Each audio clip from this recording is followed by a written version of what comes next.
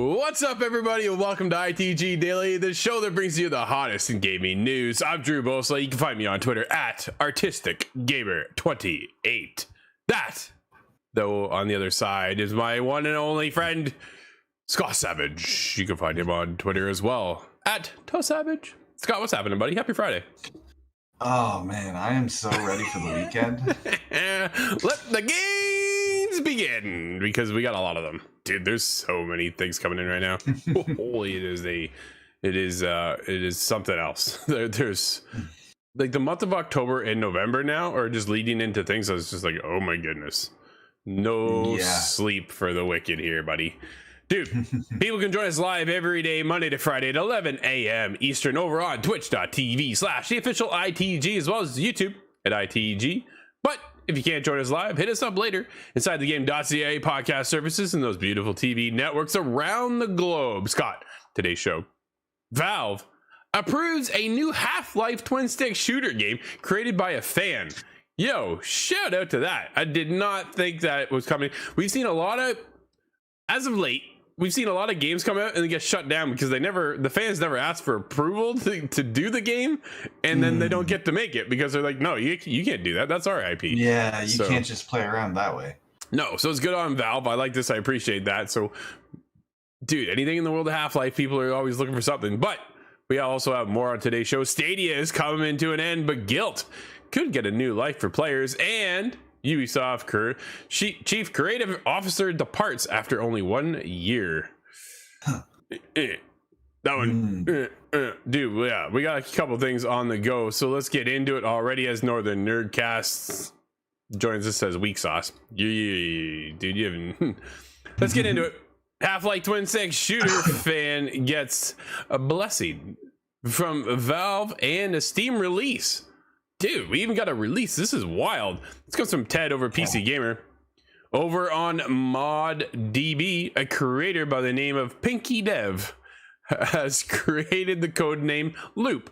Their project to create a top-down twin-stick shooter spin-off of Half-Life has gotten the go-ahead from Valve and is listed on Steam in the near future. Exciting, man. That's very exciting. Probably the most impressive thing about Loop is its capability with the compatibility with the original Half-Life's BSP file format. This allows Loop to utilize gold source engine assets, preserving the look and feel of Half-Life on the Unity engine. Dude, what a feat that is. Loop is also set to support an over-the-shoulder perspective and even come full circle back to a first-person view for any map makers who wants to create an FPS levels within the new framework.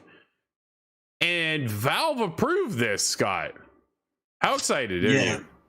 Oh, it must have that level of quality for the company to even consider it or even to look at it to begin with. That's it has exciting. to be it has to look the part, otherwise they wouldn't even consider making it official. But how exciting is that? You're a fan of this series, you make kind of your contribution, and the company itself actually responds positively. I'm happy to see this. And I think if this were Nintendo, for example, these people would be locked up in court for the next several years. That's just it, right? Like the last Half-Life game we received was Half-Life Alyx VR game, which is coming to PlayStation VR 2, by the way. Exciting times for that. So everybody who was kind of locked away because it was on Steam now could get it over on PlayStation VR 2 in the near future, 2023 future, I'm gonna say. Yeah. But to be a fan, right, we always dream about, oh man, I'd love to make this game based off of such and such, and now they were able to do this. Pinky Dev goes in and goes, yeah, I'm gonna make a game and put it around in the mods and go about it that way. Gets picked up, gets some traction by Steam, and all of a sudden now Valve's like, yeah, go ahead. Dude, not something we hear of very often. In fact, we hear about it going in the opposite direction and just getting completely shut down. So this is very exciting. Are you going to play it? I am certainly curious. Yeah, if I can get my hands on this one, I want to give it a try just for being part of the Half-Life universe. Yeah, there's a couple. If this happens and we're able to get this made official, is it going to be a fan that makes Half-Life 3? Oh, well, does that open up doors and opportunities now, Scott? You think? Well, I think this sets a precedent where if you do it well enough, the company might just allow you to get away with it. whereas otherwise it would be impossible. So I think it's not impossible now, and everybody seems to think that Valve will never actually make Half-Life 3 themselves. Yeah, unfortunately, that's the biggest thing. I think because it's not an actual Half-Life 3 scenario. Like, dude, this is Half-Life after all, though. Like, this is Valve's beloved IP, and now you're getting it in a twin stick shooter scenario. So it is definitely changing up the formula. I wonder how the story plays out, and like, what is the story? Is it based off of the original kind of thing, but from a different perspective? Like, there's so many things happening right now. So to be able just to say I'm attached to Half-Life, good on Pinky Dev for pulling that one off, because that is no small feat. So they clearly have an idea of what they're up to and what they're doing, and Valve has the forefront to actually go, hey, this is cool, we should greenlight this, and completely unexpected. So I suspect Pinky Dev is going to have a history or a career in dev if the opportunity strikes them. No, absolutely. Like that's something huge on your resume. Hey, I made this and it's official now. Right? No, for sure. Hey, miss, how are you? No, this is cool. It's very exciting to see.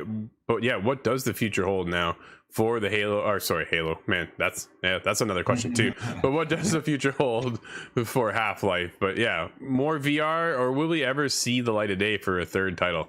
Only time will tell, but we'll see. Scott, I want to get into the next one. It was once upon a time a Stadia exclusive. Stadia's collapse means the exclusive horror game Gylt will finally release for the rest of us. Dude, I'm proud to say I played this game, and it's classified as a horror game. I just caught that. Yeah. Maybe take that, Scott. Horror piece of media you've ingested. Dude, I didn't find it that scary. I find it kind of creepy at points. I'm telling you, a lot of them are not that scary.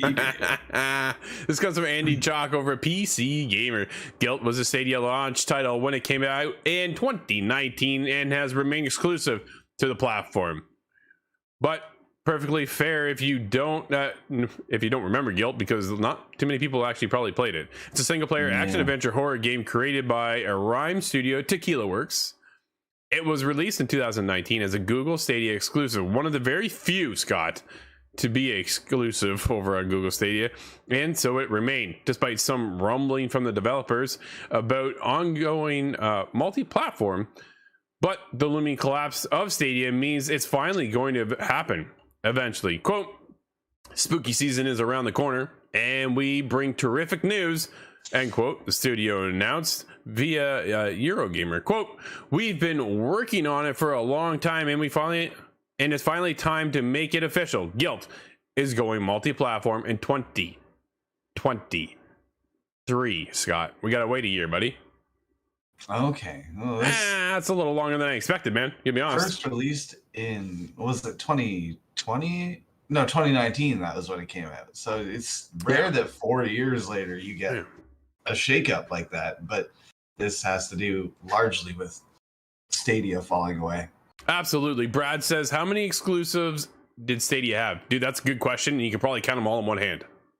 You certainly can. I'm only aware of two, actually. Gylt and Hello Engineer. There's recently a shooter that came out like I think it was called 9 to 5 or something like that. Okay. And it was kind of like a spin-off of Siege, 3 versus 3 though. And it had some cool tech and gadgets, but the controls for me on the Stadia controller really felt it was more geared toward PC because it was really floaty on the controller. So I was like, I'm not going to last here. And then I don't stand a chance with mouse and keyboard. So that was the end of that, unfortunately, because it looked really cool. But yeah, they did not have many, right? And we talked about this over and over. So I'm not going to say. Google says 13. Really? Oh, wow. I'm surprised they had that many. But dude, that's still your issue. Well, right? this highlights the other lacking, which was media coverage. Well, okay. Nobody knows what's their marketing strategy. Seemed to be just let it out and die. 13 exclusives over 3 years, Scott. That good? Is it bad? But let's look at right now what Microsoft's up to and how many exclusives they have. Oh, they've only piled them together after 20 years. Right? Like there's not many over there, and we only get a couple out of PlayStation every year. So 13 over 3 years, you divide that by 3, so you're just over 4, right? So yeah, it's really, I mean, in the hindsight of things, not that bad, I guess. Just I think that's not so terrible, but It's the marketing department. Nobody knew. No, yeah, absolutely. Because I couldn't tell you, and I'm a Stadia fan, so I was there. Like I was involved, man.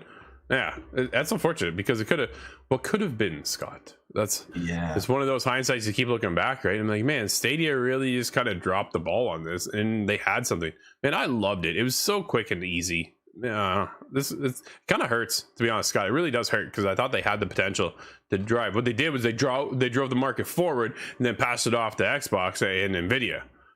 So now they're the ones that seems to be running away with this cloud streaming technology, and then Google's just like, we're out.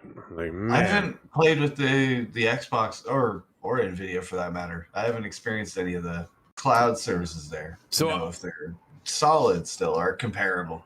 The Xbox cloud service is the one I use the most, and I have used it from time to time. I just used it last week. Actually, dude, I played Mortal Kombat 11 on it. Yeah, see, if that works and you're not getting frame drops and whatever, that's impressive. Dude, I had no idea. If I gave you the controller, you wouldn't know if I had it downloaded or if I was streaming. That's how smooth it was, right? And that's all we can ask for streaming, because you get that latency in there, and then that just buggers up everything, and you're like, this isn't going to work. And I've had that experience, right? All of a sudden, your internet dips. And so is your game. You're like, whoa!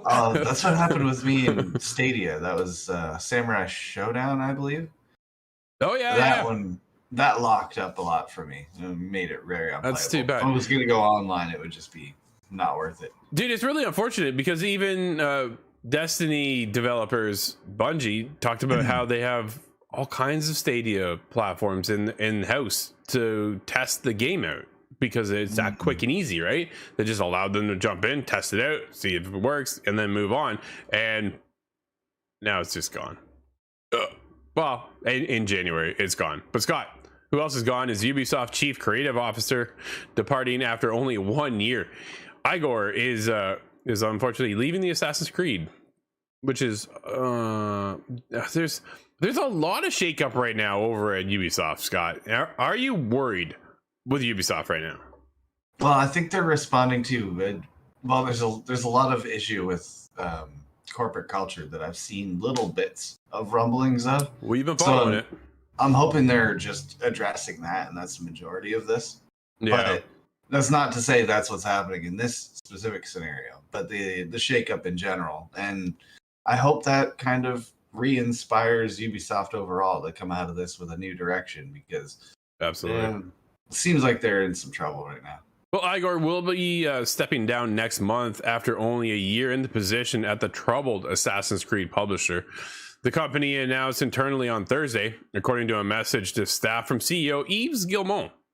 The move comes as part of a large change in how some of the creative departments at the sprawling game maker are organized. Quote, for personal reasons, Igor will has expressed his desire to step away from Ubisoft, and following this decision, we want to update you on how we're approaching this transformation, end quote. Guillemot wrote in an email, a copy of which was shared to Kotaku.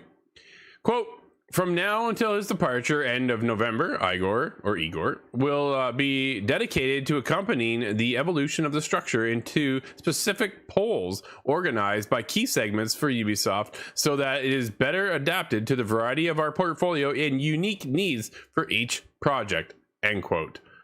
Scott, dude's just taking off. There's a lot of management talk there, just to say that they're restructuring the company in general, making it more efficient, and that's not unusual. So yeah, we've heard obviously mismanagement issues going on with the latest Mirage. I think that's the biggest problem going on right now. And yeah, this restructure he's expressed his desire to step away, or is he more like giving an hey, you're out of here kind of scenario, right? Yeah, and we'll word it this way. It's nice to see that they are going to be moving things around, switching it up, and just, man, I just don't understand why we can't treat people with respect and just do what we need to do. Everybody's here for one reason, to make a great game, and just treat everybody the same, and they'll be happier in the long run, and they'll be able to make that game and move on. It's not hard, dude, right? Yeah. Yeah, Brad said too, right? Something huge internally must be going on. Absolutely. We've seen a bunch of shakeups right now over at Ubisoft. The culture over there is not very good. Over the past little while, I've talked to some people who've left Ubisoft. Man, it's yeah, I'm hoping that they're going to be able to fix it and turn things around quickly, because Assassin's Creed is one of my favorite franchises of all time, and Mirage looks incredible. So, dude, I got to get an Ezio tattoo. Ubisoft in general is just, it's certainly in your top 3 favorite developers. Yeah, Ubisoft was one of those developers. I'm just like, who do you think about when you think about the video game industry?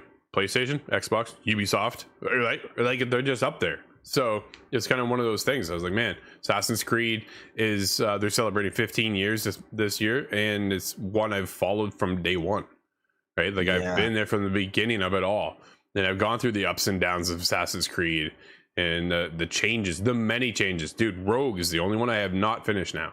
So I'm really hoping that Ubisoft can come out with another brand new IP, because it's been so long. I can't recall the last one other than just thinking back to Assassin's Creed. They're trying, it just doesn't seem to be working, right? Like, where's X Defiant?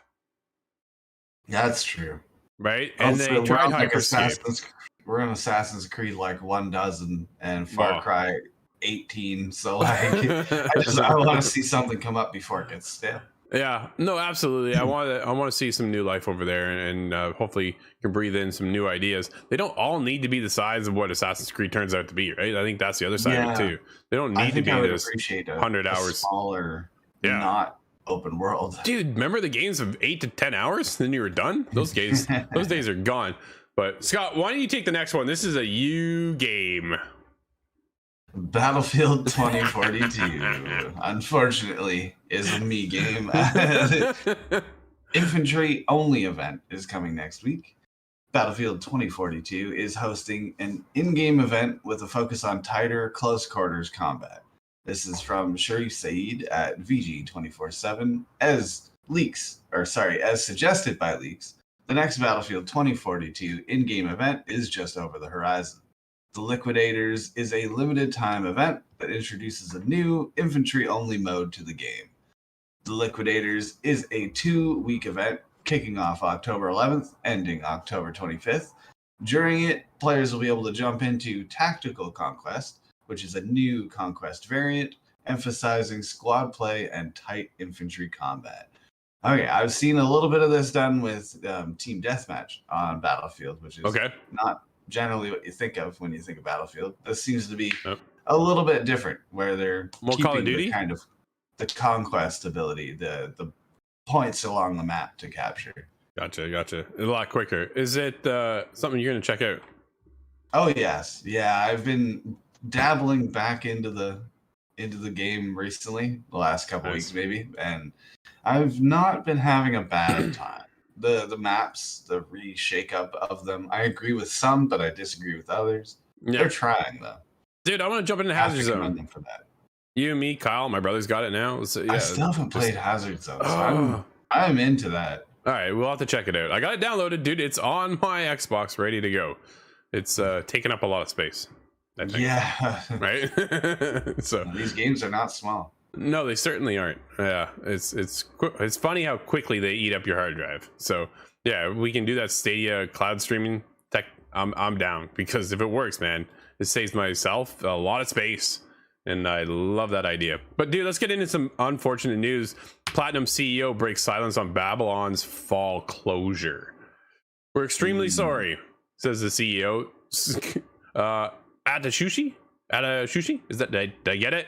Close? Atsushi. I was close, man. I was close enough for that. Says the developer still wants to make live service games and insists it's gained valuable experience. This comes from Andy Robinson over at VGC. Platinum Games CEO has commented for the first time since confirmation that his live service game Babylon's Fall is to be closed by publisher Square Enix. Last month, Square Enix confirmed the game will officially end service in February of 2023, less than a year after its original release, Scott. Oh, dude. Oh, yeah, that was... Am I recalling this correct? Was this the game with a single player at one point? It was known for having just one player on the server. Oh, I think you're right. Yeah, this might be the game. Yeah. Speaking to VGC in an interview, Platinum Games CEO commented publicly for the first time since the closure's news, stating that the developer was, quote, extremely sorry, end quote, for any disappointment it may have caused its fans. Dude, Inaba claimed that the restrictions around the publishing agreement prevented him from commenting in detail on Babylon's Fall. However, he claimed that Platinum had learned from the experience and insisted it hadn't altered the Bayonetta style plans to make more live service games in the future. Quote, first, the important thing that I want to note is that we're not able to comment on certain areas of games development with our partners, end quote, he said, quote, and that's one of the reasons we're not fond of our current situation that only limits us to game development, to be honest with you. In terms of any concrete reasons or the process that led to the conclusion to the title, you'd have to go ahead and ask Square Enix about details, unfortunately. Yikes. Yeah. He continued, Scott, the only thing we can comment on is in terms of the closure of the Babylon's Fall service itself is that the unfortunate conclusion might have been something that had triggered some disappointment, perhaps maybe even anger to our dedicated fans and players. And any disappointment that we may have caused to our fan base is something we feel extremely sorry about. The fact that we led our dedicated fans to feel that that way as a developer, providing the sentiment other than enjoyment and fun in our creations for players is something that we're not very happy about as a developer at all. Dude, that sucks. It honestly kind of sucks. Yeah, well, they say that, was it a lesson learned? If it was bad, was it really bad if you learned a lesson? Well, I don't know what was to be learned out of this other than Babylon's Fall. I'm so curious to take a look at it to understand what happened with this game.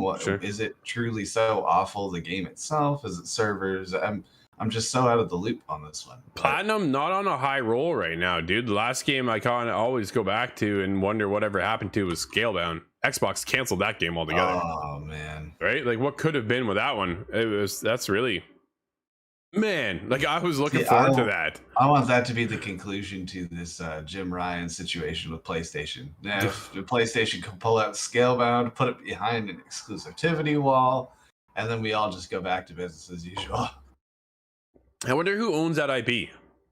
Does Platinum own the IP for Scalebound, or is that Xbox? And then Babylon's Fall is just probably owned by Square Enix, shut down not even a year later. Like, dude, that is games of service, Scott. We always go back to it. They're not easy to make at all. So, I'm happy they would shut down instead of staying around forever and just being a shell. Then you get into too many complications of keeping the servers lit and trying to provide players stuff that nobody's playing. Like, if you only have 100 players, dude, that's not worth the servers, right? Like, you know what I mean? Unfortunately. Yeah. Brad mentions Godfall being another one. That one came out of Gearbox over on PlayStation, right? It's an exclusive. Things just aren't really working out. Square Enix, one of my favorite games, honestly, of like the last year, Outriders. Where's that now? Not really games of service, they say, but at the same time, apparently didn't do all that well either at Square Enix. I wonder if there's something over there at Square Enix that seems to be complicating the matters. Right? You know what I mean? But I don't know. It's certainly possible. It is possible. What else is possible, Scott, is 2 releases today. Not a lot, man, but we got a couple. We have No Man's Sky on the Switch as of today, and Endless Memories as well on the Switch. Dude, I keep going back. I'm trying, but I cannot get into No Man's Sky. I still have not even attempted once. Really? Man, I've attempted like 4 times. They may say with Elite Dangerous. Dude, I've tried 4 times and I cannot get into it. I really I'm missing it's clicking people. But dude, we do have a couple other survival games right now we're on Xbox that I'm looking to check out. Just like that, though, my friend, it's it. It's over. This has been ITG Daily, the show that brings you the hottest in gaming news. You can join us live at 11 a.m. Eastern over on twitch.tv/the official ITG, as well as YouTube at ITG. But if you can't join us live, hit us up later inside the game.ca podcast services and TV streaming networks around the globe. Until next week, everybody, it's a long weekend here, so we'll be back on Tuesday. Thanks for watching, and we'll see you inside the game.